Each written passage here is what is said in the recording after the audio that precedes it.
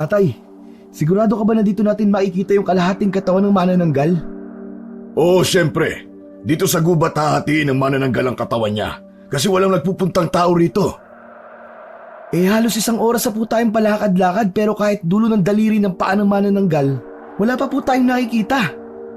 Umuwi na po tayo, Tay. Baka maabutan pa tayo rito ng manananggal eh. Kung gusto mong umuwi, mauna ka na. Hindi ako aalis dito hanggat hindi ko nakikita ang hinahanap natin. Napakamot si Obet sa likod ng ulo at wala siyang nagawa kundi ang samahan pa rin ang kanyang tatay Roberto sa paghahanap ng kalahating katawan ng manananggal. May dala-dala silang tig-isang flashlight na nagsisilbing tanglaw nila sa napakadilim na kagubatan. Ilang buwan nang ginagambala ng isang babaeng manananggal ang barangay Malitbog kung saan nakatira ang mag-ama. Dahil doon ay natatakot na ang mga tao na lumabas tuwing gabi. Nag-iisang anak si Obet at ang nanay niya ay namatay nung ipinanganak nito ang pangalawa niyang kapatid. Namatay din ang kapatid niya matapos ang 1 buwan matapos nitong maipanganak. 5 taon na ang nakararaan simula nang mangyari yun, kaya kahit paano ay tanggap na ng mag-ama na sila na lang ang palaging magkasama. Tay, mukhang wala talaga eh. Umuwi na tayo, madaling araw ni. Maaga pa tayo bukas sa tubuhan. Kalahating oras pa. Kapag wala tayong nakita, uuwi na tayo. Kapwa nagtatrabaho sa tubuhan sina Obet at Roberto na pagmamay-ari ng isang mayamang pamilya sa barangay Malitbog. Ang totoo ay inaantok na si Obet kaya inaya na niya ang tatay niya na umuwi. Kaya lamang masyadong desperado si Roberto na hanapin ang ibabang bahagi ng manananggal. Nagulat si Obet nang biglang pumalakpak si Roberto. Jackpot! Sinasabi ko na nga ba? Hindi masasayang ang pagod natin, anak. Bakit po? Nakita niyo na po ba yung kalahati ng katawan ng manananggal? Ano pa nga ba? Tignan mo yung iilawan ko ng flashlight, ha? Sinundan ng mga mata ni Obet ang ilaw ng hawak na flashlight ni Roberto. Nanlamig siya at nanlaki ang mga mata nang makita niya ang ibabang bahagi ng katawan ng manananggal. Nakatayo yun sa isang malaking puno na may mayabong na mga dahon. Inaya na siya ng tatay niya na lapitan ang kalahati ng katawan ng manananggal. Ngunit nagkaroon siya ng alinlangan at takot. Teka, sandali lang po, tay. Hindi ba nakakatakot lapitan yan? Baka biglang manipa eh. Pambihira, sobrang duwag mo naman, Obet. Kahit sipain ka niyan, hindi ka matatamaan kasi wala siyang mata. Tara na. Alam mo bang ang tagal kong hinintay ng pagkakataon na ito? Napalunok na lang ng laway si Obet ng mga sandaling yon. Nauna na sa paglapit si Roberto sa kalahati ng katawan ng manananggal. Sumunod naman siya rito nang makapag-ipon ng lakas ng loob. Naduwal si Obet nang makita niya ang mga lamang loob na naiwan sa ibabaw. Gumagalaw ang mga yon, lalo na ang bituka. Kakaiba ang ngiti ni Roberto habang pinagmamasdan ang kalahati ng katawan. May pagdila pa ito na akala mo ay isa tong palaka na nanguhuli ng kulisap. Tay, may dala ka bang asin? Ako kasi wala eh. Para saan naman ang asin? Diyan po, sa kalahating katawan ng manananggal. Hindi po ba sabi nyo, kailangan budburan na maraming asin ng ibabaw niyan para hindi na makabalik ang manananggal sa ibabang bahagi ng katawan niya? Tapos, kapag inabutan siya ng umaga na hindi pa nakakabalik sa katawan niya, mamamatay na siya. Wala tayo rito para gawin yon. Alam mo, matagal ko na tong pantasya, anak. Ano po? Pantasya? Teka, ano pong pantasya? Ang magkaroon ng experience sa manananggal, pero yung kalahati ng katawan niya lang. Namilog ang mga mata ni Obet sa sinabi ng kanyang ama. Teka. Nagjo-joke ka lang, tay, di ba? Yumukod si Roberto at itinaas ang palda na suot ng ibabang bahagi ng katawan ng manananggal. Tignan mo, anak, oh. Ang kinis at ang puti ng legs ng manananggal na to. Grabe! Nakakapaglaway talaga. Tinanglawan ni Obet ng flashlight ang hita ng manananggal. Oo tayo, tama kayo. Siguro po tay, Amerikana pong manananggal na yan. Ang puti kasi. O baka Haponesa, anak. Pero sandali, ano kaya tong itim na marka sa hita niya na hugis puso? Birthmark po yata yan, tatay. Balat po sa Tagalog. Nako, hindi bali na. Makinis pa rin naman siya eh. Tay, sige na, dali. Hubaran mo na yan. Tapos, ako ang susunod. Oo. Kita mo na yan? Gusto mo rin pala eh. Ang dami mo pang satsat. Hehehe, syempre, mana ako sa inyo eh. Kung ano ang gusto ng tatay, gusto rin ng anak. Oo na, sige na. Tumalikod ka na at ako muna ang yayari dito. Tumalikod na si Obet. Naglakad siya palayo ng ilang hakbang. Narinig niya ang tunog ng mga tuyong dahon na nadudurog ng matapakan niya. Sumipol siya habang nakatingin sa itaas. Halos hindi niya na makita ang kalangitan sa kapal na mga dahon ng mga punong nakapaligid sa kanila. Wala pang isang minuto, may kakaibang naramdaman si Obet. Gumalaw ang mga dahon at may malakas na hanging humampas sa mukha niya. Kasunod nun ay nakarinig siya ng malakas na huni ng tila isang napakalaking ibon. Tumaas ang mga balahibo sa braso niya nang makita niya sa siwang ng mga dahon ang hugis ng isang manananggal na lumilipad sa kalangitan. Natatarantang binalikan ni Obet ang tatay Roberto niya. Nasa tuhod na nito ang pantalon. Pinigilan niya ito sa tuluyang paghuhubo. Ano ba, Obet? Hindi ka ba makapaghintay? Pambihira ka naman oh. Hindi pa ako tapos eh. Naghuhubo pa lang ako eh. Tay, kailangan na po nating umalis. Yung manananggal po, papalik na siya. Malutong na napamura si Roberto nang ituro ni Obet ang papalapit na manananggal. Agad nitong itinaas ang pantalon. Tumakbo sila palayo sa kalahating katawan ng manananggal. Nang nasa malayo na sila, ay isang sigaw ng babae na akala mo ay halimaw ang kanilang narinig. Mas lalo nilang binilisan ang pagtakbo hanggang sa tuluyan na silang makalabas ng gubat. Dahil sa parehas na pagod ang mag-ama, dahil sa pagtakbo ay naglakad na sila. Alam nila na ligtas na sila sa kinaroroonan nila. Sayang talaga. Muntik ko nang maisakatuparan ng pankisya ko. Bakit kaya agad bumalik yung manananggal sa katawan niya? Eh di sana tay hindi ka muna umalis doon. Itinanong mo muna sana sa manananggal kung bakit ang aga niyang bumalik sa katawan niya. Piloso po ka!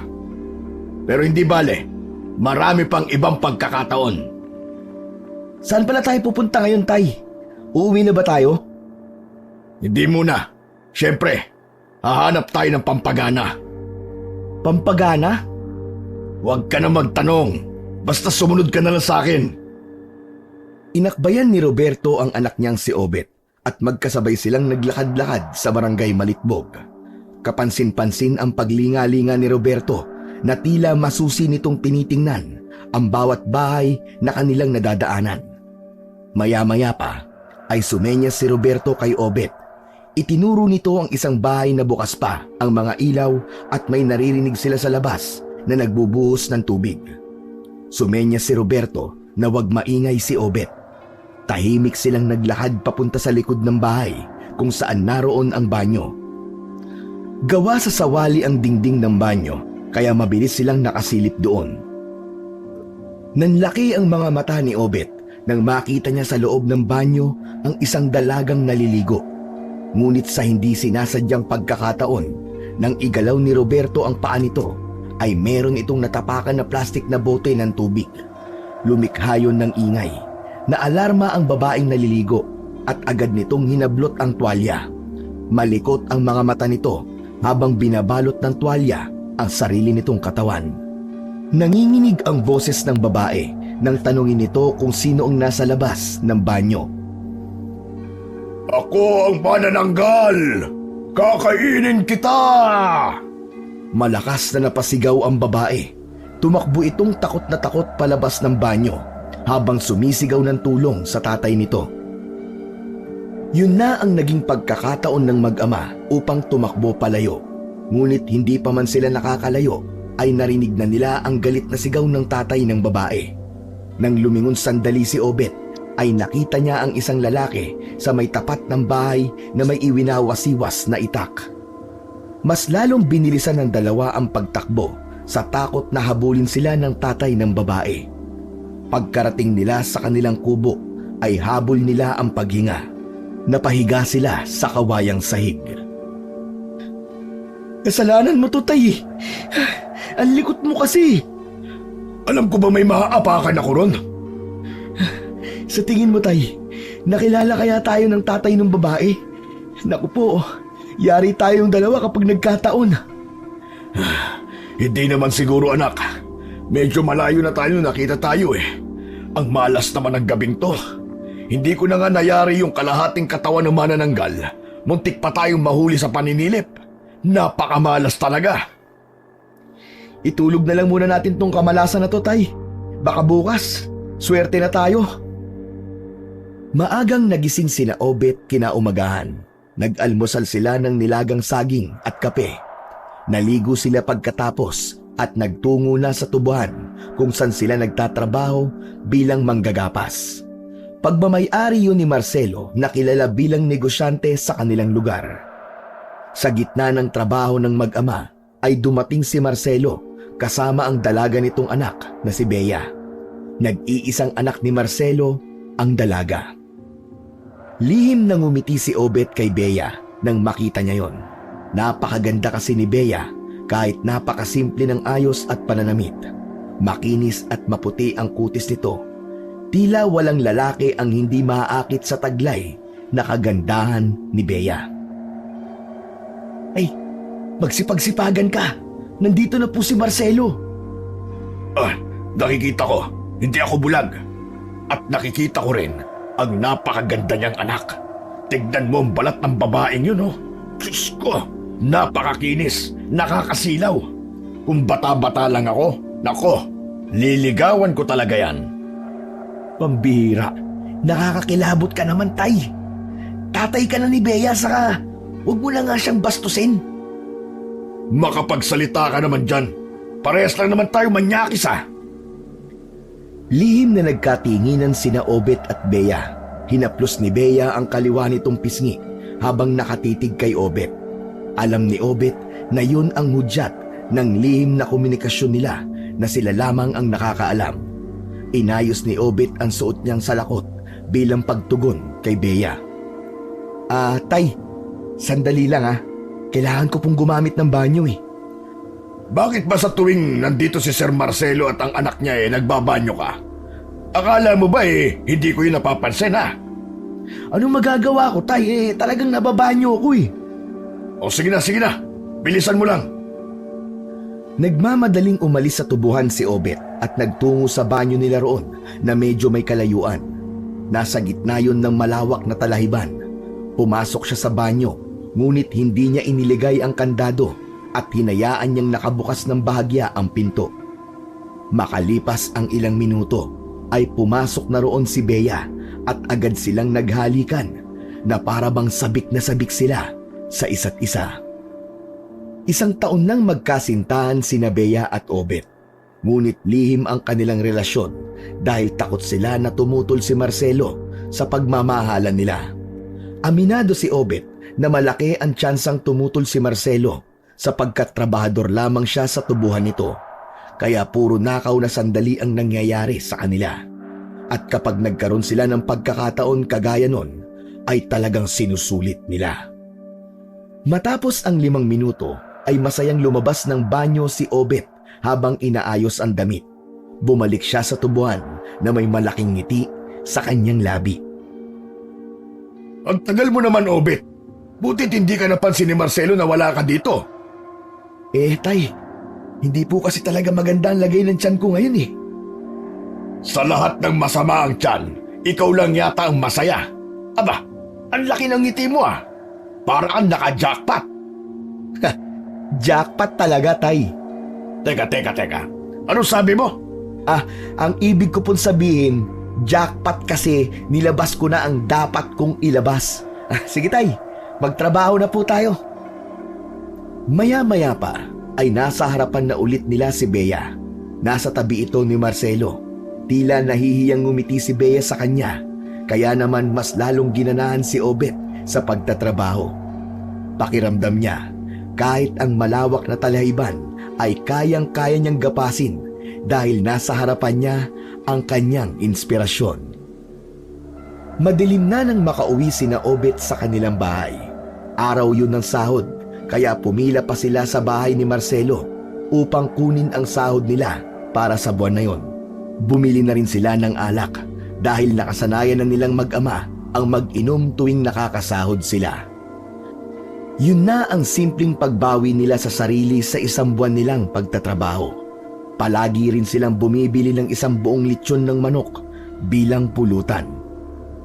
Habang nag-iinuman ang mag-ama sa labas ng kanilang kubo, ay napunta ang usapan nila sa manananggal na kung minsan ay umaatake sa barangay Malitbog. Tay, sa tingin niyo po, iisang manananggal lang bang umaatake dito sa atin? Hindi anak. Sigurado ko marami sila. Iba-iba. Paisa-isa nga lang kung umatake yung mga halimaw na yon. Sus! Makahalimaw ka naman, tay. Parang hindi ka nagnanasa sa kalahating katawan ng manananggal ah. Ano bang dapat na itawag sa kanila? Anghel? Sa halimaw talaga sila eh. Sa bagay, tama kayo, tay. Pero may hinala ka ba, tay, kung sino ang manananggal dito sa Malitbog? Itong sa akin, opinyon ko lang to ah. Pero para sa akin, wala rito sa Malitbog ang mga manananggal. Matagal na ako rito at wala akong nakitang bagong tao. Malamang, sa iba nakatira ang manananggal na yon. Ay, maiba ko, Obet. Ikaw huwag kang magsisinungaling sa akin. May relasyon ba kayo ng anak ni Marcelo, ha? Naubos si Obet, agad siyang uminom ng tubig. Si Bea? Bakit? May iba pa bang anak si Marcelo? Malamang si Bea. Ano ba namang klaseng tanong yan, tatay? Siyempre wala. Sa tingin niyo po ba papatulan ako ni Bea? Trabahador lang ako sa tubuhan nila. Kahit na. Guwapo ka, Obet. Mukha ka lang hindi naliligo, pero guwapo ka. Mana ka sa akin, siyempre. Anong minana ko sa inyo, tay? Yung mukhang hindi naliligo? Pambira ka. Gusto mong iampas ko sa itong bote ng alak, ha? Siyempre, yung pagiging guwapo. O ikaw, seryoso ko, Obet, ha? Kung may gusto ka kay Bea, hanggang sa pagkagusto lang, ha? Sigurado ko na problema ang dala niyan dahil hindi papayag si Marcelo na mapunta ang nag-iisa niyang anak sa kagaya mo. Hindi na nagsalita si Obet. Medyo nasaktan siya sa sinabing yun ng kanyang amang si Roberto. Nalungkot siya sa katotohanan na kapag mayaman at mahirap ay malaki ang tsansang hindi pwede dahil marami ang tututol. Kinabukasan, nagising sina Obet at Roberto sa mga katok sa pinto ng kanilang kubo. Inutusan ni Roberto si Obet na buksan ang pinto upang alamin kung sino ang nasa labas. Tumayo si Obet habang nakangiwi. Parang pinupukpok ng martilyo ang ulo niya dahil sa hangover. Sa pagbukas niya ng pinto ay nalaman niya na ang kapitan ng Malitbog ang naroon, si Kapitan Lino. Tinanong ni Obet kung ano ang kailangan nito.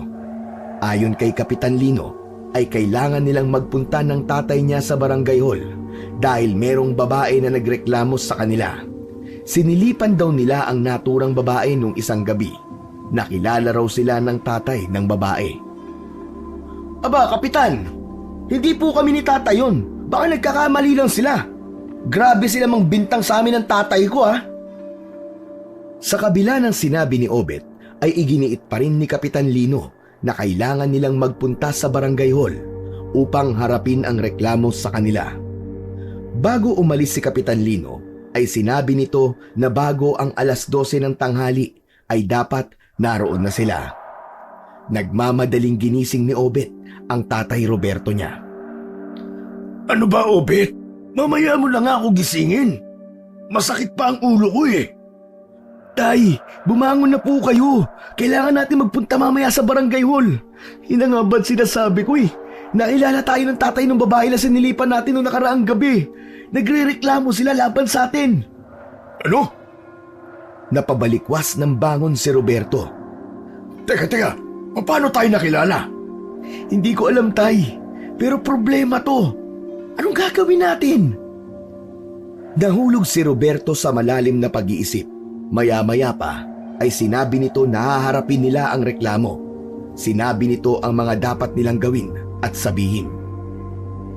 Saktong 10:00 ay nagtungo sina Obet at Roberto sa barangay hall.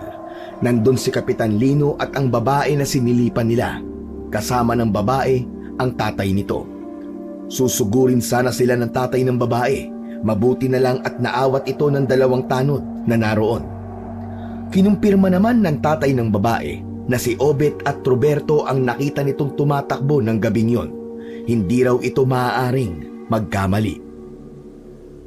Hindi po kami yon, Kapitan Lino. Nasa bahay kami ng gabing sinasabi nila. Tama po si tatay, Kapitan. Tulog na nga po kami ng mga oras na yun eh. Alam ni Obet na duda si Kapitan Lino sa alibay nila. Sinabi ni Kapitan Lino na hindi yon ang unang beses na may nagreklamo laban sa kanilang mag-ama. Hindi na nito mabilang kung ilang beses na may nagpabarangay kina Obet at Roberto sa parehas na reklamo. Hindi naman natinag sina Obet at Roberto. Gaya na naging plano nila bago sila magtungo roon, ay pinanindigan nila na hindi sila ang nanilip sa babae na nasa kanilang harapan. Walang napiga sina Kapitan Lino sa mag-ama, kaya sa huli ay pinauwi na sila sa kanilang bahay. O ano, nakita mo na? Ang dali lang makalusot sa reklamo sa atin, di ba? Level up na tayo ngayon, Obet. Hindi nila tayo mapapaamin. Pero bakit nga ba hindi tayo umamin ngayon, Tay? Dati kasi, palagi tayong umaamin at tumihingi na lang ng tawad. Alam mo, hindi ko kasi nasabi sa'yo. Pero kinausap ako ni Kapitan Lino noong nakaraang buwan matapos na magreklamo yung dalaga na sinilipan natin. Ang sabi ni Kapitan, kapag naulit na naman yung paninilip natin, ay mapipilitan siyang paalisin tayo rito sa Malitbog. Ano? Totoo ba yan, Tay? Sa tingin mo ba magsisinungaling ako, ha? Naku po, kung ganun, dapat po'y tumigil na po tayo sa paninilip at pagiging manyak natin, Tay. Malakas na tinapik ni Roberto sa balikat si Obet. Ano ka ba? Hindi tayo titigil, no? Huwag lang tayong papahuli sa akto. At kapag may nagreklamo, hindi tayo aamin. Naiintindihan mo ba ako, ha, anak? Isang tango ang isinagot ni Obet, ngunit sa loob niya ay may kaba siyang nararamdaman. Hindi niya na naisin na umalis ng barangay Malitbog. Bukod sa sanay na siya sa buhay niya roon, ay hindi niya kaya kung malalayo siya kay Bea. Nang dahil sa bagong reklamo kina Obet, ay nagkasundo silang mag-ama na magpapahinga muna sa ginagawa nilang paninilip sa mga babae sa Malitbog. Hanggang sa isang araw, isang malaking problema ang dumating sa buhay ni Obet. Nagkaroon sila ng pagkakataon ni Bea na makapag-usap sa bayan. Nasa isang mumurahing motel ang dalawa. Hindi sila maaaring mag-usap sa labas kung saan maraming tao dahil kapwa sila takot na merong makakita sa kanila at baka isumbong pa sila kay Marcelo. Labis na nabigla si Obet nang sabihin ni Bea sa kanya na buntis ito at siya ang ama. Bumili ng pregnancy test kit si Bea at doon nito nalaman na buntis siya. Pero paano ka mabubuntis, Bea? Nainis si Bea sa tanong na yun ni Obet. Malamang na mabuntis daw ito dahil sa may nangyari sa kanila sa banyo sa tubuhan. Mas lalo pang kinabahan si Obet nang sabihin ni Bea na alam na ni Marcelo na buntis si Bea. Nakita kasi ni Marcelo sa kwarto ni Bea ang pregnancy test kit. Napilitang umamin si Bea. Hindi pa raw sinasabi ni Bea kay Marcelo na si Obet ang ama ng batang dinadala nito. Parang awa mo na, Bea. Huwag mo munang sabihin sa tatay mo na ako ang nakabuntis sa'yo. Hayaan mo muna ako makapag-isip kung ano ang dapat nating gawin. Saka baka patayin ako ng tatay mo eh. Ayoko mamatay. Umiyak si Bea. Ayon dito ay hindi na ito makatulog na maayos. Pinipilit kasi ito ni Marcelo na aminin kung sino ang nakabuntis sa kanya. Sinabi rin ni Bea kay Obet na hindi na nito alam kung hanggang kailan nito kakayanin ilihim kay Marcelo na si Obet ang ama ng dinadala nito. Tulala at lutang si Obet nang umuwi siya sa bahay nila. Wala roon ang ama niyang si Roberto nang dumating siya. Hindi niya alam kung paano niya sasabihin sa tatay niya na nakabuntis siya at ang masama pa ay anak ng kanilang amo na matapobre. Umupo siya sa upuang gawa sa kawayan at pinag-isipan ang gagawin niya. Nagulat siya nang humahangos na dumating si Roberto. Tagaktak ang pawis nito. Mabilis na isinarado nito ang mga pinto at bintana. "Oh, tay! Ano nangyari sa inyo? Parang ang hinahabol ng demonyo ah!" Kapag may naghanap sa akin, anak, sabihin mo wala ako ah. Teka, bakit po tay? Ano po ba talagang nangyari? Sinilipan ko yung asawa ni Kapitan Lino habang naliligo. Tapos nahuli ako ni Kapitan. Siya mismo nakakita sa akin. Anak ng... Bakit naman ang liwanag pa isa kayo inatake ng pagiging manyakis nyo? Hindi ko napigilan eh. Tay, malaking problema yan. Di ba sabi niyo po sa akin isang beses na lang na may gawin tayong mali papaalisin na tayo dito sa Malitbog? Kaya nga malas pa kasi nakita talaga ako ni Kapitan Lino. Basta, kapag may naghanap sa akin, sabi may umalis na ako. Hindi mo alam kung saan ako nagpunta. Mabilis na nagtungo si Roberto sa maliit na kwarto nila. Natulalang muli si Obet. Hindi lang pala ang pagkabuntis niya kay Bea ang problema nila. Problema din nila ang malaking posibilidad na mapaalis sila ng tuluyan sa barangay Malitbog. Maya-maya pa ay may kumatok na sa pinto. Sa pagbukas ni Obet ay namutla siya nang makita niya si Kapitan Lino na may dalang itak at halos mag-apoy ang mga mata sa labis na galit. Napupuyos sa galit na tinanong ni Kapitan Lino kung nandoon ba si Roberto. Wala po rito si tatay, Kapitan. Nang dumating po ako wala po siya. Bakit po ba? May ginawa po ba ang tatay ko? Galit na sumagot si Kapitan Lino. Ayon dito ay sinilipan ni Roberto ang asawa nito habang naliligo. Nahuli ito ni Kapitan Lino kaya hindi na maaaring tumanggi ang tatay niya. Nagbanta rin ang kapitan na kailangan nilang umalis sa barangay Malitbog dahil puro kabastusan at kamanyakan ang ginagawa nilang mag-ama.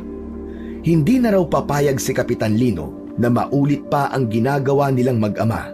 Kapag hindi raw sila umalis sa loob ng 1 linggo, ay mapipilitan sina Kapitan at ang mga naging biktima nila na gamitan sila ng puwersa at dahas para mapalayas. Pag-alis ni Kapitan Lino ay bagsak ang balikat na pinuntahan ni Obet ang tatay niya sa loob ng kwarto nila.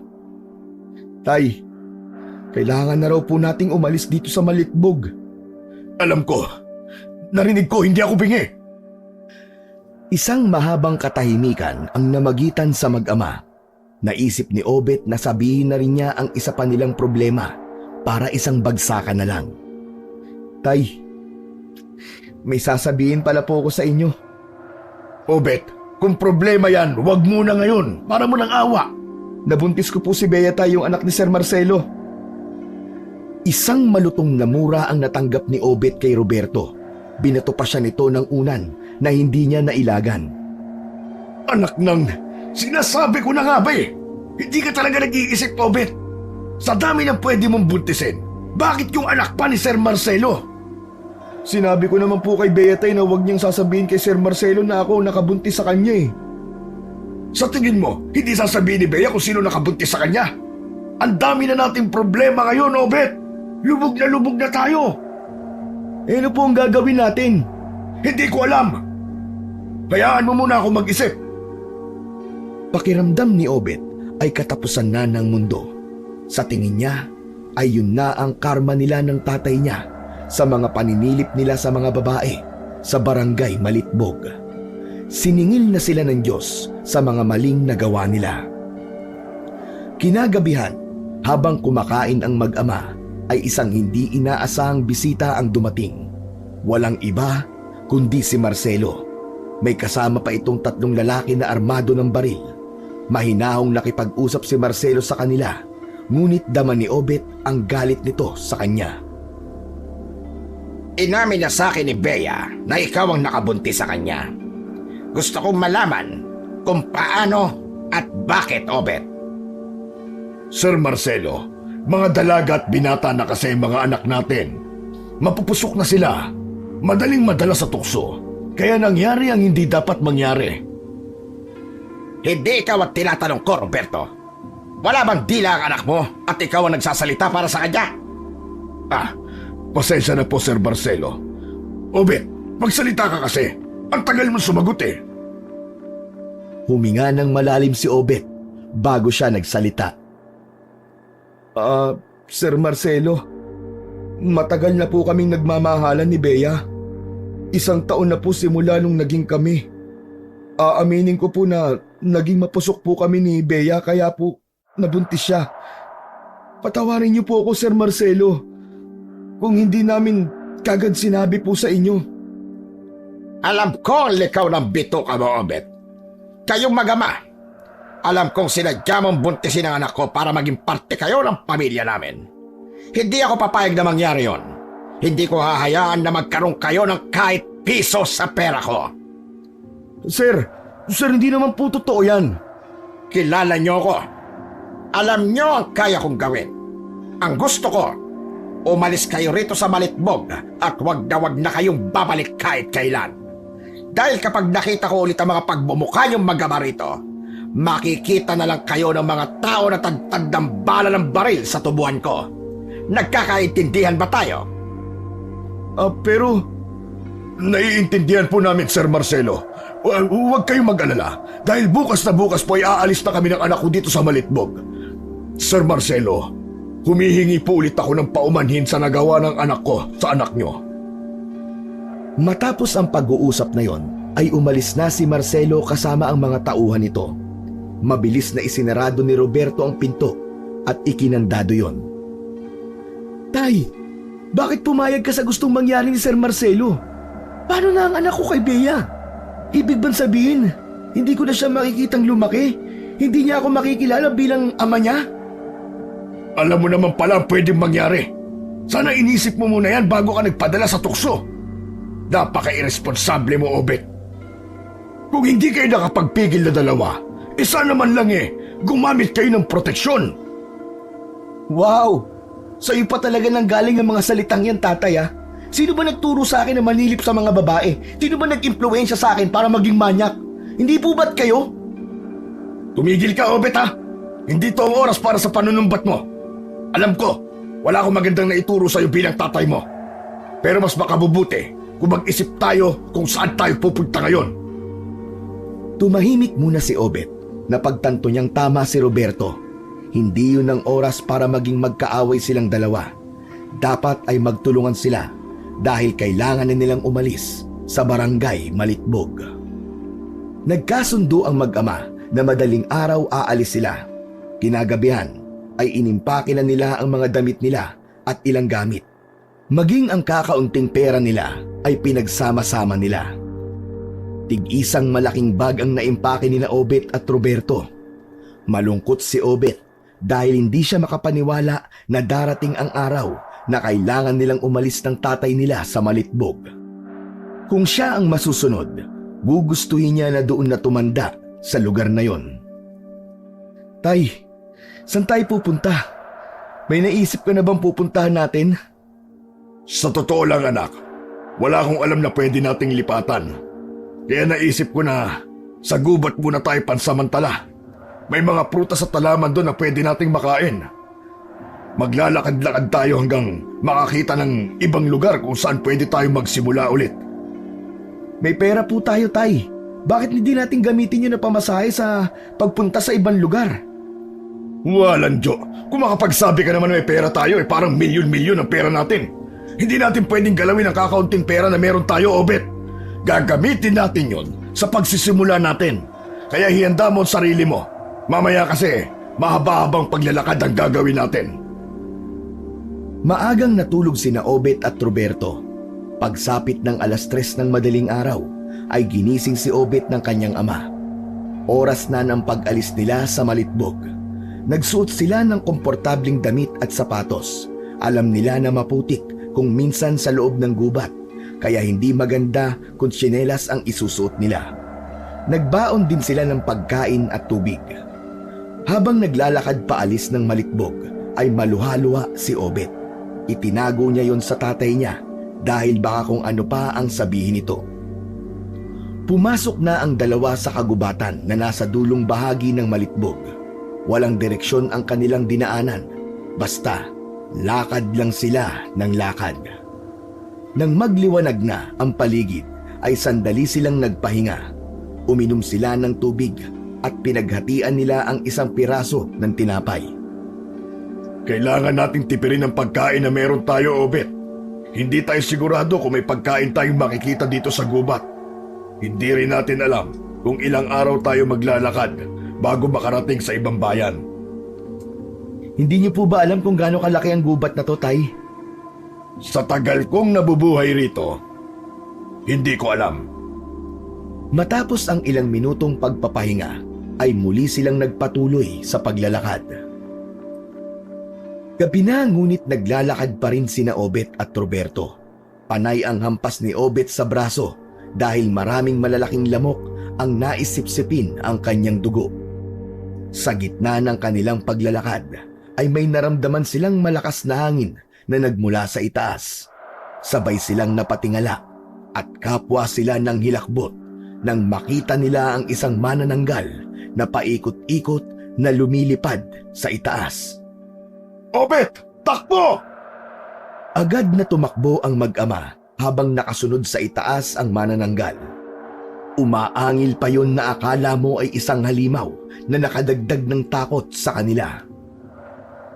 Pababa na ng pababa ang manananggal. Nang akmang dadakmain ng mga kamay nito si Obet, ay itinulak siya ni Roberto kaya napadapa siya sa lupa. Hindi nagtagumpay ang manananggal sa pagkuha kay Obet. Mabilis na tumayo si Obet at muli silang tumakbo.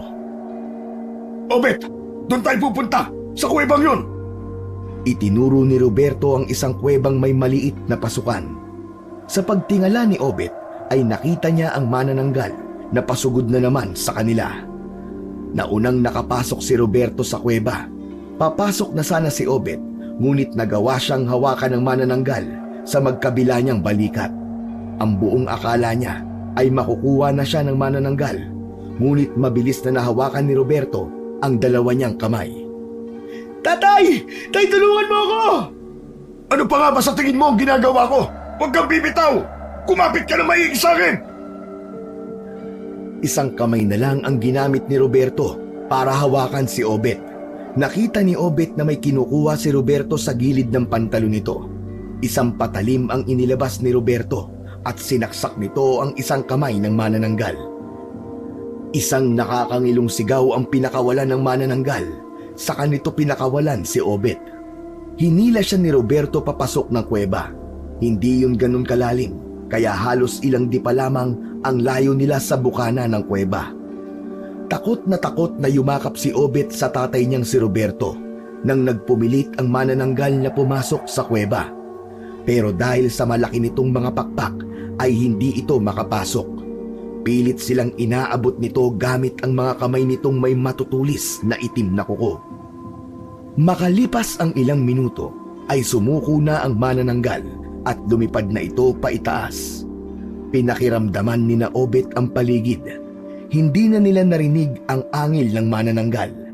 Nanatiling nakayakap si Obet sa ama niyang si Roberto. Dito na tayo magpapalipas ng magdamag. Hindi ligtas na lumabas tayo. Baka inaabangan tayo ng buwisit na halimaw na yun. Tama ka, Tay. Mas ligtas kung sa umaga na lang tayo maglalakad. Kahit hindi sila komportable na matulog sa lupa, ay pinilit nilang matulog sa loob ng kuweba. Isa rin sa naging kalaban nila ay ang lamig ng gabi.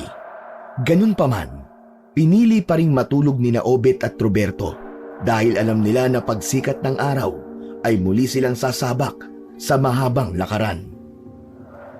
Nang magising si Obet ay napakalakas ng ulan. Mabuti na lang at nasa loob sila ng kuweba dahil kung hindi ay mababasa sila ng tatay niya. Kumain na sila at muli silang naghati sa isang tinapay. Ito na pala ang huling tinapay natin, anak. Kung alam ko lang na aabutin tayo ng 2 araw sa paglalakad, dinamihan ko na ang dala nitong tinapay. Ayos lang yan, tatay. Siguro naman po malapit na tayong makalabas dito sa gubat. Kung hindi man po may mga prutas naman dito gaya ng sinabi nyo. Bahala na. Ang importante mayroon pa tayong tubig. Bandang tanghali nang huminto na ang ulan, saka lang sila lumabas ng kuweba at nagsimulang maglakad. Mas nahirapan sila noon dahil maputik na ang dinadaanan nila. Mabigat na ang bawat takbang nila dahil sa putik na dumidikit sa ilalim ng kanilang mga sapatos. Nang dumilim na naman ay may takot na nararamdaman si Obet. Kinabahan siya dahil baka may manananggal na namang umatake sa kanila. Gumawa ng pansamantalang bahay sina Obet gamit ang mga dahon ng saging at mga kahoy. Doon sila sumilong. Tubig na lang ang meron tayo, anak. Tipirin na natin to dahil hindi natin alam kung hanggang kailan tayo maglalakad. Tay, tanong lang, paano kung mamatay tayo dito sa gutom at uhaw? Ang saklap naman nun kasi panigurado na walang makakakita sa bangkay natin. Dito na tayo malilibing sa gitna ng gubat. Dito na tayo mabubulok. Huwag kang mag-isip ng ganyan. Makakalabas tayo ng buhay dito sa gubat na to. Isa pa, mamamatay din naman tayo kung hindi tayo umalis sa Malitbog eh. Kung hindi si Kapitan Lino, si Marcelo ang papatay sa ating dalawa. Oo nga, tay. Kahit saan pala tayo magpunta, parang kamatayan lang ang ending natin ah. Karma na po natin siguro to. Anong karma-karma ang pinagsasabi mo? Tama na nga yung mga salita mong ganyan. Obet, kung inaantok ka na, matulog ka na, magbabantay ako at baka may manananggal na namang umatake sa atin. Sigurado ka ba, tay? Ayaw mo magsalitan tayo sa pagbabantay? Hindi na, kaya ko to. Huwag mo akong isipin. Tatay, ano kaya kung magbagong buhay na talaga tayo? Hindi ba't yan ang gagawin natin kapag nakalabas na tayo sa gubat na to? Ang ibig ko pong sabihin, tay, ay ngayon na. Huwag na tayong maging manyak. Huwag na tayong mambastos ng mga babae. Naisip ko po kasi, itong nangyayari sa atin, ang kapalit ng lahat ng mga nagawa nating masama sa ilang kababaihan sa Malitbog. Alam mo anak, sa totoo lang, naisip ko na mga bagay na yan noong nakaraang gabi. Huli na mapagtanto ko kung gaano kamali ang mga nagawa natin. Idinamay pa kita. Hindi kita tinuruan ng tamang asal. Tay, hindi pa naman po huli ang lahat para magbago. Ipangako po natin na simula sa araw na to, hindi na po tayo magiging manyak. Hindi na tayo mambabastos ng mga babae kahit kailan. Nagkamay ang mag-ama bilang tanda ng kanilang pangako na aalisin na ang mga hindi magagandang nakagawian nila. Dahil sa gutom ay pinili ng matulog ni Obet upang palipasin na lamang yon. Nagpasalamat ang mag-ama dahil walang manananggal ang umatake sa kanila sa magdamag. Kahit paano ay nakatulog si Roberto noong madaling araw hanggang sa tuluyan ng sumikat ang araw. Muling naglakad sina Obet at Roberto habang kumakalam ang sikmura. Pinilit nilang tipirin ang tubig na meron sila, ngunit naubos na rin yon. Tay, nagugutom na ako. Magtiis ka lang. Makakakita rin tayo ng prutas o kaya ng kung anong pwede nating makain sa paligid. Gusto ko po ng malamig na beer at isang buong lityong manok. Ako naman, isang kalderong mainit na kanin at adobong baboy na tuyo. Tapos may kasamang malamig na soft drinks tayo, no? Ang sarap! Hinayaan ni Obet na mauna ang tatay niya sa paglalakad. Hindi niya na kayang sumabay sa malaki nitong hakbang dahil nangihina na siya ng dahil sa gutom. Nagtaka si Obet nang biglang tumakbo si Roberto. Lumapit ito sa isang malaking puno at yumuko. Lumapit siya sa kanyang amang si Roberto. Tay, ano pong meron dyan? May pagkain na tayo, Obet. Tignan mo mga kabuting ito. Ito ang magiging pananghalian natin ngayon. Tiningnan ni Obet ang napakaraming kabuti na nasa ibaba ng puno. Hindi ganun kalalaki ang mga kabuti na ang ibabaw ay kulay kayumanggi. Sandali lang, tay. Baka bahayan ng mga duwende. Baka isumpa nila tayo. Ikaw talaga hindi ganito ang bahay ng mga duwende. Sa punso sila nakatira, hindi sa kabute. Baka may lason po mga yan, Tay. Hindi ako maaaring magkamali. Ganito ang itsura ng mga kabute na kinakain namin ng mga bata pa kami. Masarap ito, Obet. Biglang kumuha ng isang kabute si Roberto at diretso nito yung kinain. Oh, sarap. Nakita mo na. Napakasarap talaga. Manamis-tamis. Kumain ka na. Kesa mamatay ka sa gutom, ikaw rin. Muling kumain si Roberto ng kabute hanggang sa naging sunod-sunod na ang pagkain nito ng mga yon. Dahil sa gutom ay hindi na nakatiis si Obet na saluhan ang tatay niya sa pagkain ng mga kabute na hindi siya sigurado kung ligtas bang kainin ito o hindi. Halos masuka sa labis na kabusugan si Obet nang maubos nila ni Roberto ang mga kabute. Muli silang naglakad. Kahit paano ay bumalik na ang lakas nila dahil may laman na ang kanilang sikmura. Ngunit makalipas ang ilang minuto ay may naramdamang kakaiba si Obet sa sarili niya. Napakagaan ng ulo niya, parang wala yung laman. Tumingin siya sa tatay niya at natawa siya dahil mukha yung kabayo. Mahaba ang nguso at merong malalaking ngipin sa unahan. Bakit ganyan ang mukha mo, tatay? Mukha kang kabayo ah. Ikaw nga. Mukha kang kalabaw Ang pangit mo. Akala mo ay nababaliw na nagtawanan sina Obet at Roberto. Para silang mga lasing na hindi alam ang kanilang ginagawa. Maya-maya pa ay may nakita si Obet na isang babae na nakatayo sa hindi kalayuan. Nanlaki ang mga mata niya nang mapagtanto niya na ang nanay niya ang babaeng yun. Tatay! Tatay! Hindi ba si nanay yun? Itinuro ni Obet kay Roberto ang isang babae. Oo nga no. Ang aking mahal na si Melissa. Pero hindi ba? Patay na si nanay? Yun din ang akala ko, anak Pero hindi na importante kung buhay siya o hindi. Miss na miss ko na ang aking si Melissa. Melissa! Hintayin mo ko! Hiyari ka sa akin ngayon! Tumatawang tumakbo si Roberto palapit sa babae. Nakita ni Obet na niyakap ng tatay niya ang babae at pinaghahalikan yun. Hinayaan ni Obet ang tatay niya na gawin ang gusto nitong gawin sa nanay niya. Tumalikod siya at tumiga habang nakangiti ng malaki. Tumingin siya sa kalangitan at tumawa siya ng tumawa kahit wala namang nakakatawa. Hindi na malaya ni Obet na nakatulog na siya. Pagmulat niya ay gabi na. Medyo nahihilo siya at masakit ang ulo. Nang maalala niya ang nangyari, ay doon niya napagtanto na yun ang naging epekto ng kabute na kinain nila ni Roberto. Nagkaroon sila ng halusinasyon. Pinuntahan niya si Roberto na yakap ang isang puno na inakala nito na asawa nitong namatay. Tulog ito kahit nakatayo. Malakas niyang sinampal sa muka ang ama niyang si Roberto na agad nitong ikinagising. Melissa! Melissa! Ha? Nasaan ka, Melissa? Ba't nawala ka na naman? Tay, wala si nanay dito. Patay na siya, di ba? Pero nakita ko siya kanina Nakita mo rin siya, di ba?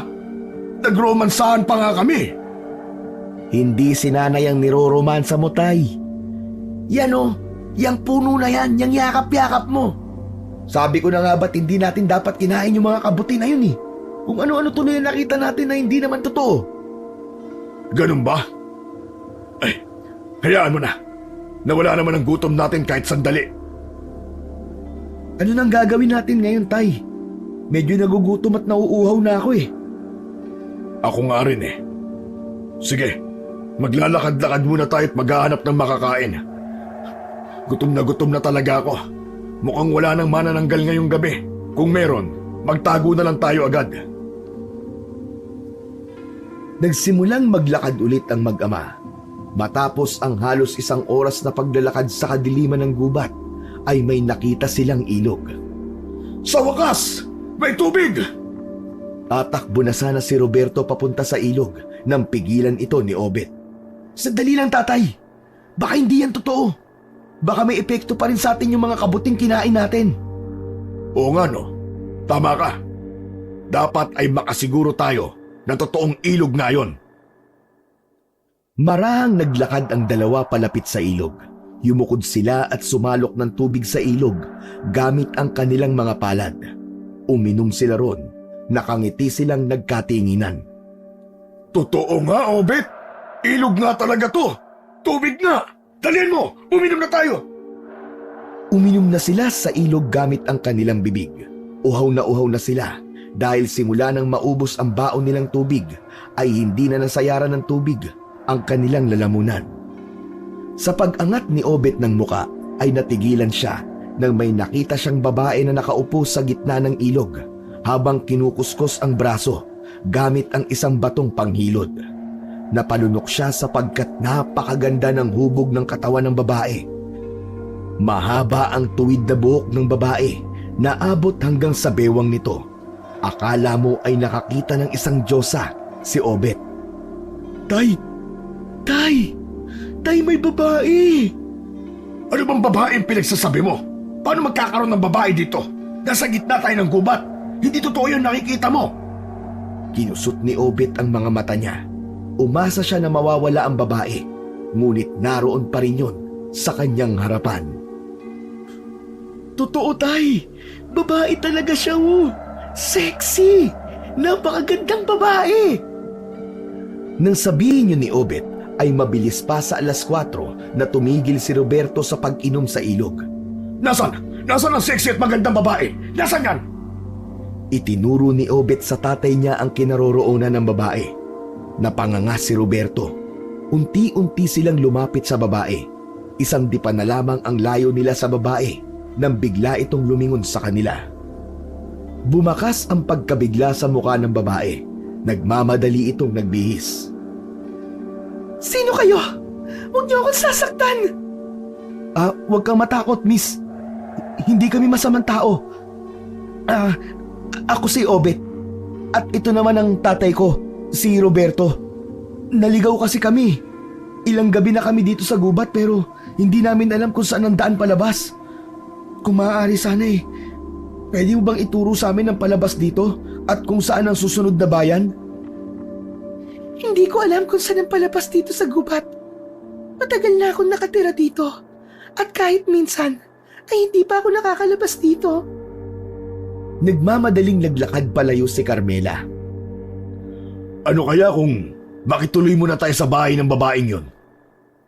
Tay, ipapaalala ko lang po sa inyo ha, ang naging pangako natin. Parang hindi ko gusto yung tumatakbo sa isip nyo eh. Hindi ko malilimutan yon. Bihira ka naman, oo. Iniisip ko tayong dalawa. Kailangan natin na matutulugan ngayong gabi. Saka, pagkain na rin. Kung sa bagay, may punto kayo dyan. Sige, habulin po natin yung babae, tay. Sinundan ng mag-ama ang babae. Binilisan nila ang kanilang paglalakad hanggang sa sinigawan na ni Obet yung babae. Miss! Miss, sandali lang! Hintayin mo kami! Humarap ang babae sa kanila, pero patuloy pa rin ito sa pag-atras. Bakit niyo ba ako sinusundan? Ano bang balak niyo sa akin? Hindi kami masamang tao, miss. Maniwala ka sa amin. Mangyaring kailangan namin ng tulong mo eh. Wala kami matutulugan ngayong gabi. Nagugutom na rin kami. Para mo namang awa oh. Tulungan mo kami. Umiling ang babae habang patuloy sa pag-atras. Sa iba na lang kayo humingi ng tulong. Wala akong tiwala sa mga lalaki.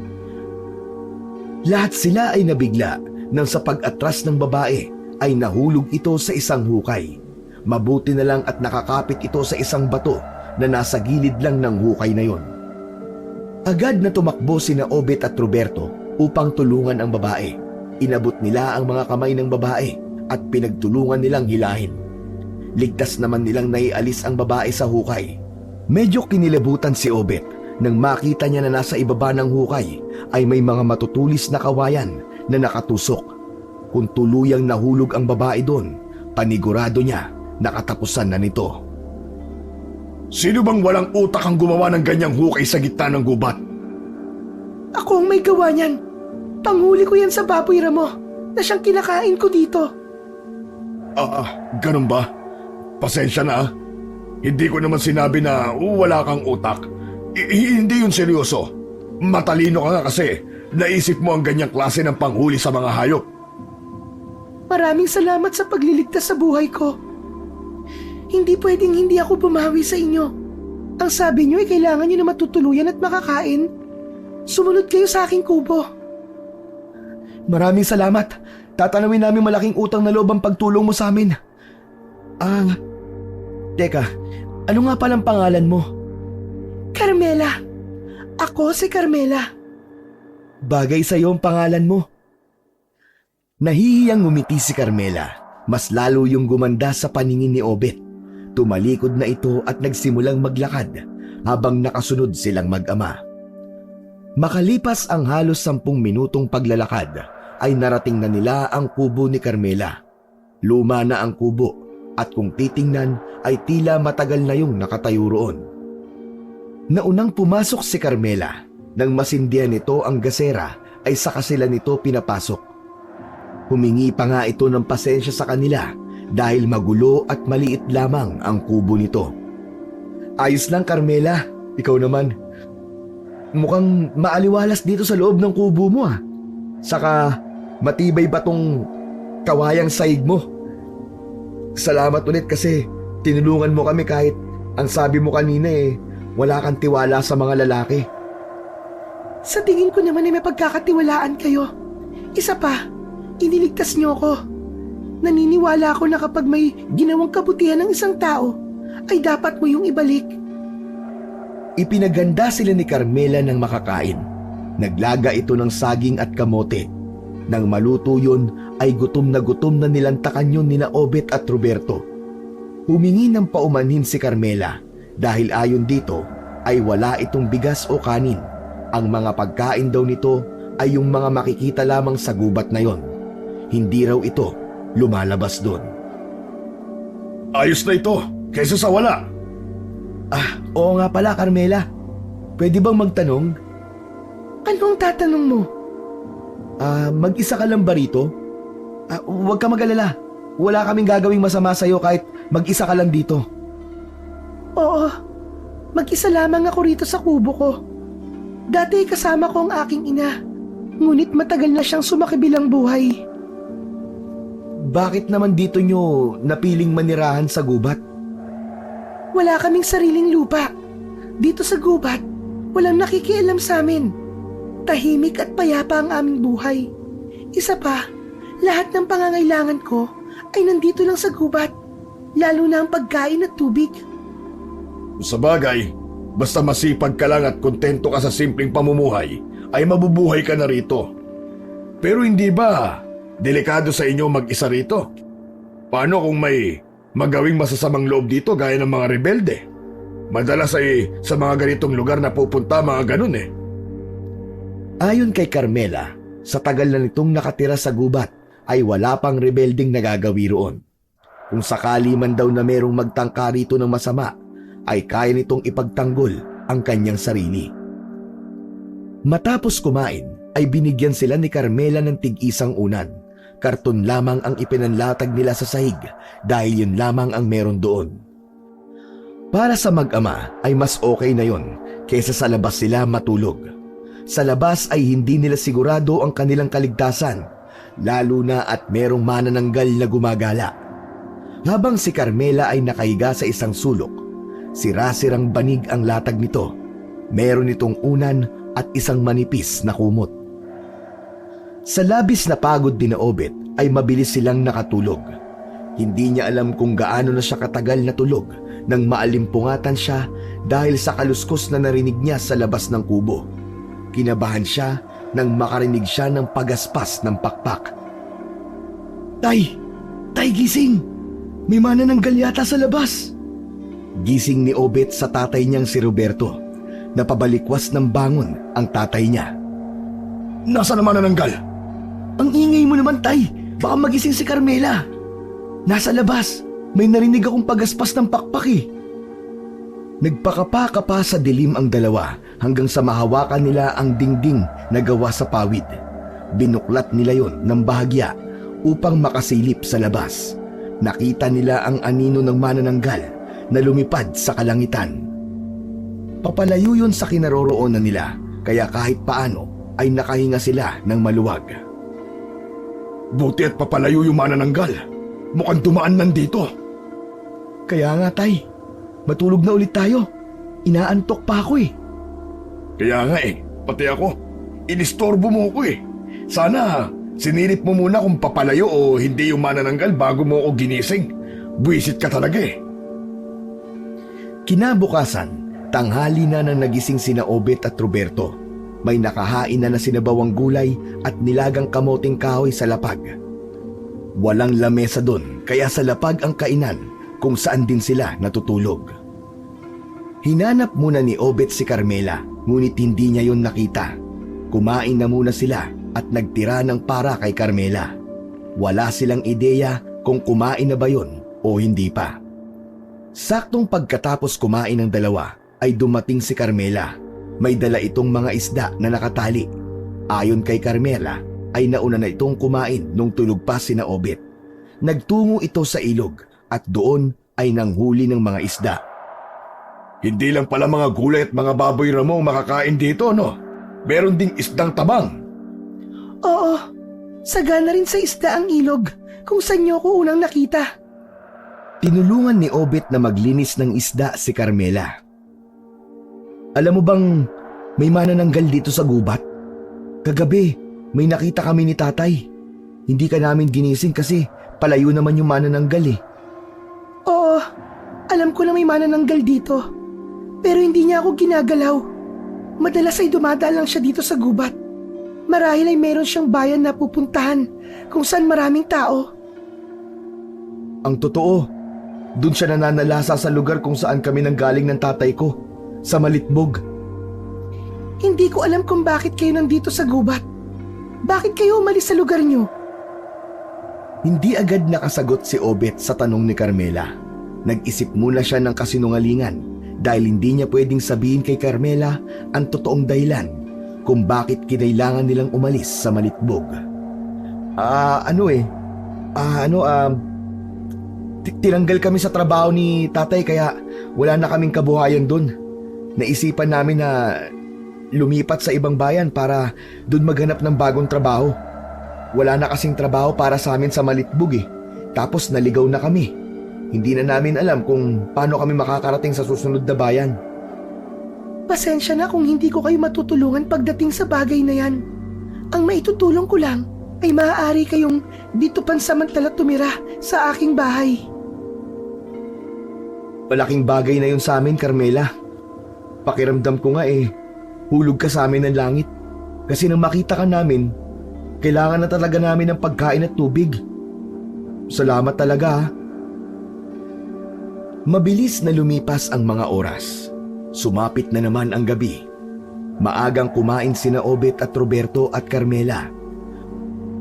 Matapos kumain ay si Obet na ang nagpresenta na maghugas ng mga pinagkainan nila. Sa likod ng bahay ni Carmela niya yon ginawa. Meron ding maliit na balon kung saan kumukuha ng tubig para sa paghuhugas ng mga pinggan. Lumapit si Roberto kay Obet.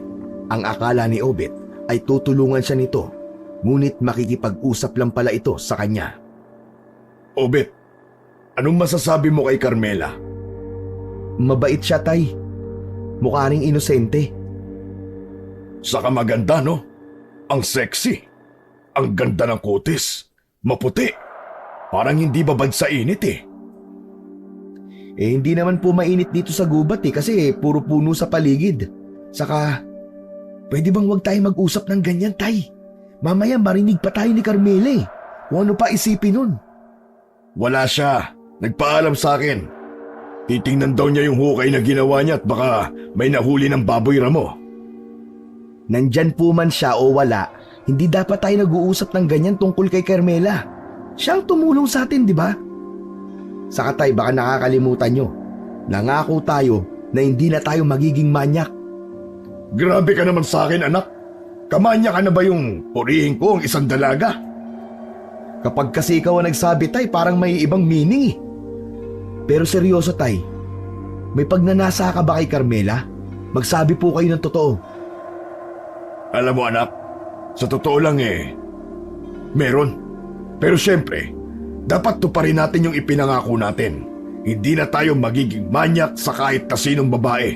Kasi baka karmahin na naman tayo eh. Yan. Ganyan nga dapat, Tay. Dapat matakot na tayo sa karma. Pagkatapos ni Obet sa paghuhugas sa mga pinagkainan nila, ay inayos na nila ang higaan nila. Pati ang higaan ni Carmela ay inayos na rin nila. Hinintay nila ang pagdating ni Carmela, ngunit halos mamuti na ang mga mata nila ay hindi pa rin bumabalik ang dalaga. Kahit paano ay may pag-aalalang naramdaman si Obet. Tay, nasa na po kaya si Carmela? Bakit ang tagal niya? Malamang, nandun sa gubat. Saan pa ba pupunta yun? Ang ibig ko pong sabihin ay kung ano na ang nangyari sa kanya. Lagpas 1 oras na siyang wala. Hindi kaya kung ano na ang nangyari sa kanya? Sa tingin ko naman walang masamang mangyayari kay Carmela. Hindi ba sinabi niya matagal na siya dito sa gubat? Malamang, namasyal lang yun. Kabisado niya ang gubat. Gabi, mamamasyal? Aba, malay mo kung ganun ang trip niya eh. Alam mo, kung ako sa'yo, matutulog na lang ako. Huwag mo nang isipin si Carmela. Kinakabahan po ako na hindi ko alam, Tay. Teka, Tay, lalabas lang po ako sandali. Hahanapin ko si Carmela. Kung gusto mo siyang hanapin, ikaw lang. Basta ako, matutulog na ako. Inaantok na ako eh. Hindi na pinilit pa ni Obet na sumama ang kanyang tatay Roberto sa kanya sa paglabas upang hanapin si Carmela. Nagdala siya ng kutsilyo upang kapag may hindi inaasahang pangyayari ay meron siyang magagamit upang ipagtanggol ang kanyang sarili. Pilit niyang nilakasan ang loob nang maglakad na siya na dala ang flashlight na baon nila nang magtungo sila sa gubat. Tinahak ni Obet ang daan kung saan naroon ang hukay na ginawa ni Carmela para sa mga baboy ramo. Pagdating niya sa hukay ay hindi niya nakita roon si Carmela. Paulit-ulit niyang tinawag ang pangalan ng dalaga pero walang sumagot sa kanya. Naisip ni Obet na baka nasa ilog si Carmela kaya nagdesisyon siyang magtungo roon. Sa paglalakad niya papuntang ilog ay natigilan siya nang makita niya ang mabilis na paglipad ng manananggal. Lumipad yun palayo sa kanya. Tatakbo na sana si Obet pabalik sa kubo nang matigilan siya. Napatingin siya sa lugar kung saan niya nakitang lumabas ang manananggal at lumipad. Hindi kaya nandun yung kalahating katawan ng manananggal? Imbis na bumalik sa kubo, ay pinuntahan ni Obet ang lugar kung saan lumabas ang manananggal sa pag-asa na makikita niya roon ang ibabang bahagi ng katawan nito. Hindi nagkamali si Obet sa kanyang hinala. Nakita niya na nakatayo sa ilalim ng isang puno ang kalahating katawan ng manananggal. Pangalawang beses na siyang nakakita noon pero hindi pa rin nawawala ang kilabot na kanyang naramdaman. Nakapalda na kulay itim ang ibabang bahagi ng katawan ng manananggal. Isang ideya ang agad na pumasok sa utak ni Obet. Kailangan niyang buhusan ng asin ang ibaba nun upang mapatay niya ang manananggal. Mabilis na tumakbo si Obet pabalik sa kubo ni Carmela. Pagpasok niya ay ginising niya ang tatay niyang humihilik na. Ano ba, Obet? Kahit kailan talaga istorbo ka sa pagtulog ko. Tay! Nakita ko yung kalahati ng manananggal. Nandun siya sa gubat. Ano? Sigurado ka ba?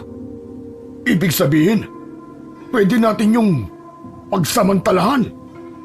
Ako ang mauuna ha. Hindi po ganun ang gagawin natin, Tay. Kailangan natin na maraming asin.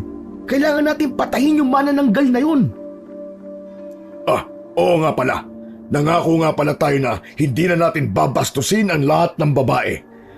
Teka, kasama ba ron ng manananggal? Pambihira naman, Tatayo. Siyempre naman.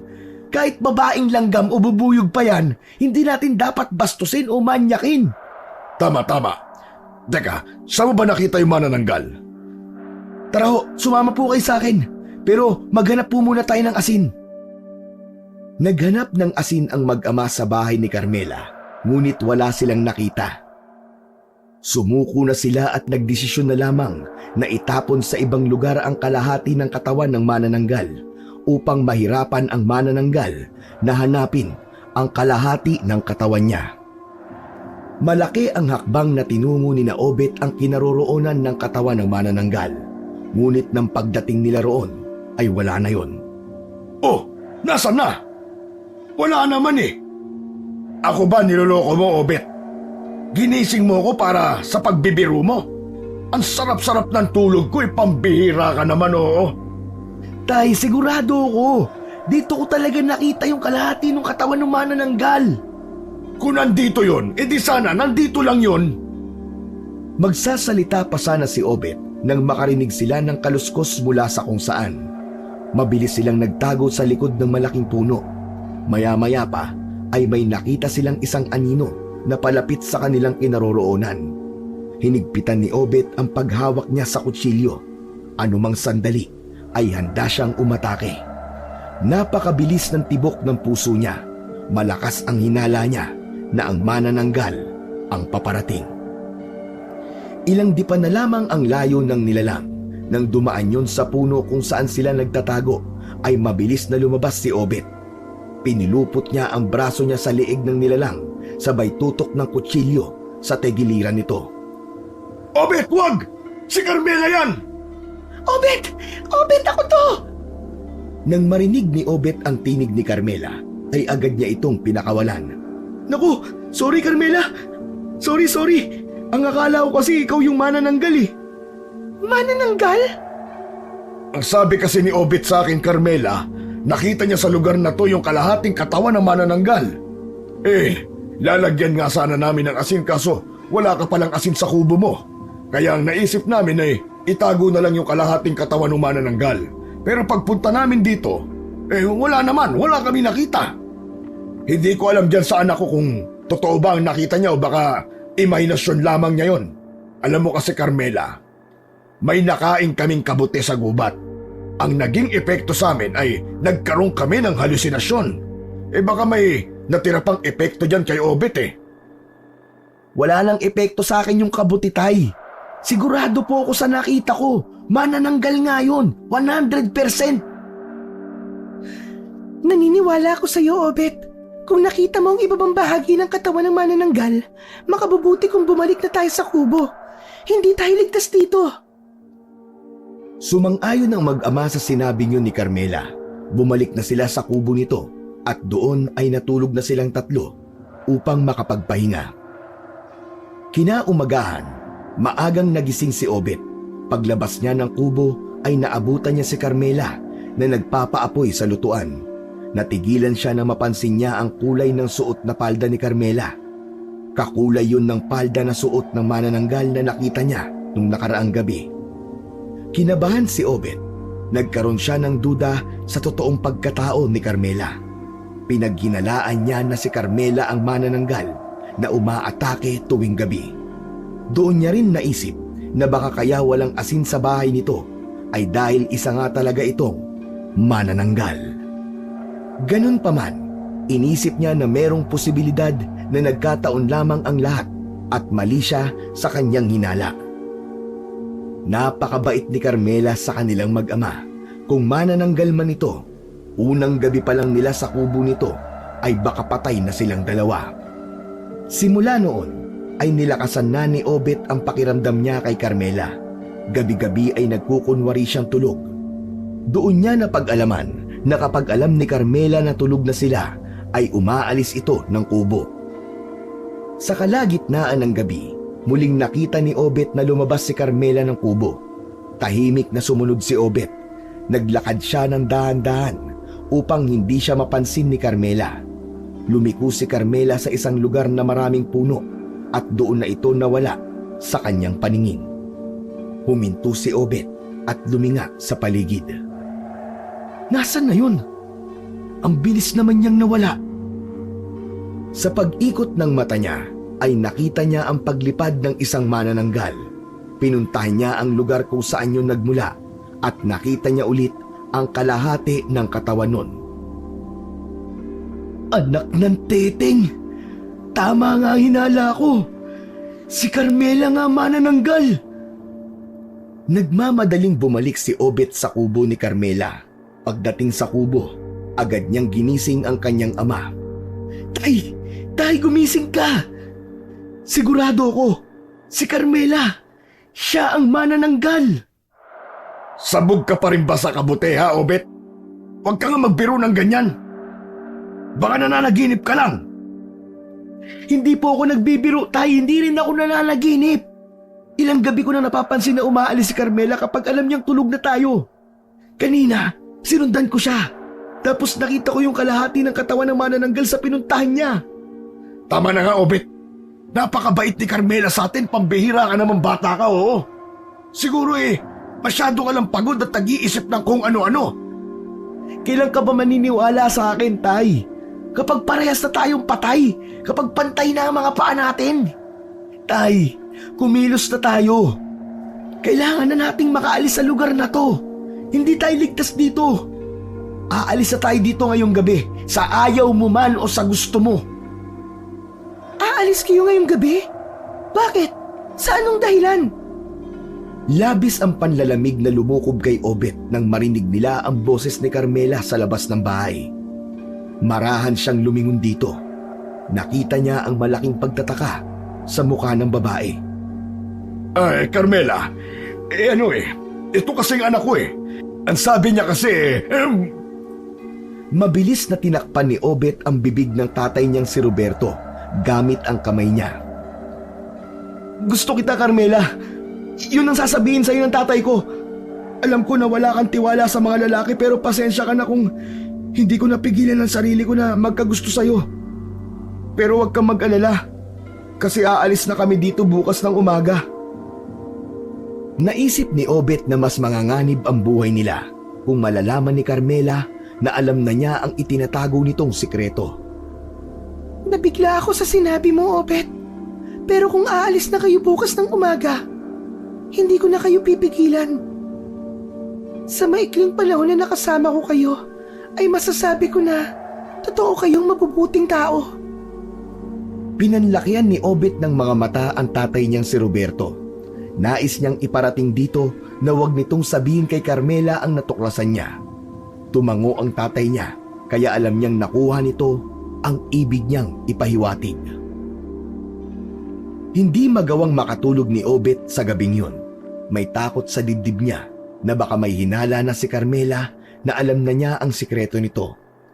Habang humihilik naman ang tatay niya, ay dilat na dilat siya. Mula sa dilim, ay inaaninag niya kung nakahiga pa rin si Carmela sa kinahihigaan nito. Makalipas ang ilang sandali, ay naisipan ni Obet ang lumabas ng kubo. Tumayo siya sa harapan nun. Ilang minuto pa lamang ang nakakalipas nang mula sa hindi kalayuan ay may nakita siyang isang babae na papalapit sa kanya. Hindi siya makapaniwala nang malaman niyang si Bea ang babaeng yun. Sa labis na kasabikan niya sa nobya ay sinalubong niya yon ng mahigpit na yakap. Teka, totoo ba ito? Ikaw ba talaga yan, Bea? Ako nga ito, Obet. Alam ko na dito kayo sa gubat nagtungo ng tatay mo. Kaya dito ko kayo hinanap. Hindi nga ako nagkamali. Kasi nandito ka. Inaya siya ni Bea na mag-usap sila sa malayo sa kubo. Naglakad-lakad sila hanggang sa makarating sila sa mapunong bahagi ng gubat. Isang masamang balita ang ipinaalam ni Bea kay Obet. Ayon dito, ay sinunod niya ang payo ng ama niyang si Marcelo na ipalaglag na lang ang kanilang anak. Hindi napigilan ni Obet ang maiyak sa kanyang nalaman. Alam mo bang galit na galit ako sa'yo, Obet? Bakit naman? Sinabi kasi sa akin ni Daddy na kinausap ka niya para panagutan ang anak natin. Pero tumanggi ka. Kaya naman, pumayag na lang akong ipalaglag ang anak natin dahil ayoko lumaki siyang walang ama. Hindi totoo yan. Ang totoo ay tinakot kami ng tatay mo na papatayin niya kami kapag hindi kami umalis ng Malitbog. Hindi naniwala si Bea kay Obet. Ayon dito, Hindi magagawang magsinungaling ni Marcelo sa kanya. Ang totoo raw, hinanap siya talaga ni Bea upang maghiganti. Matagal na raw itong nakasunod sa kanila ng kanyang tatay, simula na magpunta sila sa gubat. Tumalikod si Bea kay Obet. Naggubad ito ng pang-itaas nitong damit. Maya-maya pa ay may inilabas na maliit na bote si Bea na merong langis sa loob. Ibinuhos nito ang langis sa palad at inumpisahang yung ipahid sa buong katawan nito. Isang sigaw ang pinakawalan ni Bea na para bang nasasaktan ito ng sobra. Nang hilakbot si Obet nang biglang nagkaroon ng malalaking pakpak si Bea sa likod nito. Kasunod nun ay ang napunit ang balat nito sa may bewang hanggang sa tuluyang humiwalay ang itaas na bahagi ng katawan nito sa ibaba. Mabilis na lumipad pa itaas si Bea. Hindi makapaniwala si Obet nang malaman niya na si Bea pala ang manananggal. Galit na sumugod si Bea kay Obet. Mabilis na tumakbo si Obet habang sumisigaw ng tulong. Nagawa siyang dagitin ni Bea sa kanyang balikat. Mas lalo siyang napasigaw nang umangat sa lupa ang mga paa niya. Nang halos ilang metro na ang taas ni Obet ay binitiwan siya ni Bea. Bumagsak si Obet sa lupa. Unang tumama ang kaliwang paa niya. Impit siyang napasigaw dahil naramdaman niya ang pagkabali ng buto sa parting yon ng kanyang paa. Ganun pa man, nagpumilit pa rin siyang tumayo at tumakbo upang makalayo sa galit na si Bea. Hindi siya papayag na mapatay siya ni Bea, lalo na't alam niya na yun ang nais nitong gawin sa kanya sa oras na yon. Hindi totoo sinabi ng tatay mo, Bea! Nagsisinungaling siya! Isang galit na pag-angil ang isinagot ni Bea kay Obet. Sa pagtingala niya ay nakita niya na pasugod muli si Bea sa kanya. Mabilis na nag-isip si Obet. Bago pa siya muling makuha ni Bea ay inunahan niya na yon ng pagdapa sa lupa. Nang iangat niya ang kanyang muka ay nakita niya si Carmela na may dalang kawayan na may matulis na dulo. Sinalubong nito si Bea na pasugod sa kanya. Sa isang kisap mata ay nagawang isaksak ni Carmela ang kawayan sa dibdib ni Bea. Sumakto yun sa tapat ng puso nito. Sa bigat ng manananggal ay ibinagsak ni Carmela ang kawayan sa lupa. Wala nang buhay si Bea nang bumagsak yon. Mabuti na lamang at kasing pa ako na lumabas ka. Nang makita ko naman na nanggal na babaeng kausap mo, kinuha ko agad sa bahay ang kawayan na yan. Maraming salamat, Carmela. Alam mo, totoo niyan eh. Iniisip ko na ikaw ang manananggal. Palagi ka kasi nawawala tuwing gabi. Tapos, nung isang gabi na nakita ko yung palda na suot ng kalahati ng katawan ng manananggal, kagaya ng paldang suot mo nung umaga, yun pala, ang nobya ko manananggal na nakasunod sa amin ni tatay nung nagpunta kami sa gubat. Bahagyang natawa si Carmela sa mga sinabi ni Obet. Ayon dito, hindi ito manananggal. Baka raw nagkataon lang yung tungkol sa palda na nabanggit ni Obet. Sa pagkakataon na yon, kumbinsido na si Obet na hindi manananggal si Carmela. Magkasama silang bumalik sa kubo at doon ay ginising nila si Roberto upang ikwento ang nangyari. Kagaya ni Obet ay hindi rin makapaniwala si Roberto na isang manananggal si Bea. Makalipas ang isang araw ay nagdesisyon sina Obet at Roberto na lisanin na ang kubo ni Carmela upang hanapin ang kasunod na bayan kung saan maaari silang magbagong buhay. Kung gusto mo, sumama ka na lang sa amin, Carmela. Nandito sa gubat ang buhay ko. Kontento na ako sa buhay ko rito. Hindi na pinilit ni Obet si Carmela na sumama sa kanila. Agad na sinimulan ng mag-ama ang kanilang paglalakbay palabas ng gubat. Nang sumunod na araw ay tuluyan nang nakalabas ng gubat sina Obet at Roberto. Isang bayan ang kanilang nakita. Paunti-unti ay nagtayo sila ng kubo sa isang bakanting lupa na walang nagmamay-ari. Halos nasa bungad lamang yon ng gubat. Ang pagtatanim ng mga gulay at pagbibenta ng mga yon ang naging kabuhayan doon ng mag-ama. Tuluyan na nilang inalis ang pagiging bastos sa mga kababaihan dahil nagkaroon na sila ng takot na baka magkaroon na naman yun ng hindi magandang kapalit. Isang umaga, pagpasok ni Obet sa kanilang kubo ay may nakita siyang papel na nakaipit sa gilid ng pinto. Kinuha niya yon at tahimik na binasa. Napangiti si Obet nang malaman niya na mula kay Carmela ang liham. Nakalagay doon na hangad ni Carmela ang tagumpay nila ng kanyang ama. Sa pagpihit ng paningin ni Obet ay nakita niya si Carmela sa hindi kalayuan. Nakangiti ito sa kanya at kumaway pa ito bago muling bumalik sa loob ng kagubatan. Nasambit ni Obet sa sarili na kapag ayos na ang buhay nila ay babalikan niya si Carmela sa loob ng gubat.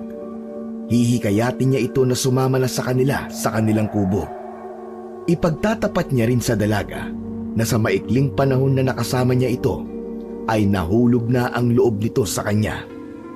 At kung papayag ito ay yayayain niya itong magpakasal upang makapagsimula na ito ng bagong buhay kasama niya at hindi na nito kailangang mahirapan sa gubat. Nagpasalamat din sa Diyos si Obet dahil sa kabila ng mga nagawa nilang kasalanan ng kanyang ama, ay alam nitong may ipinadala ang Diyos sa kanila na isang anghel na magliligtas sa kanila sa kapahamakan, sa katauhan ni Carmela.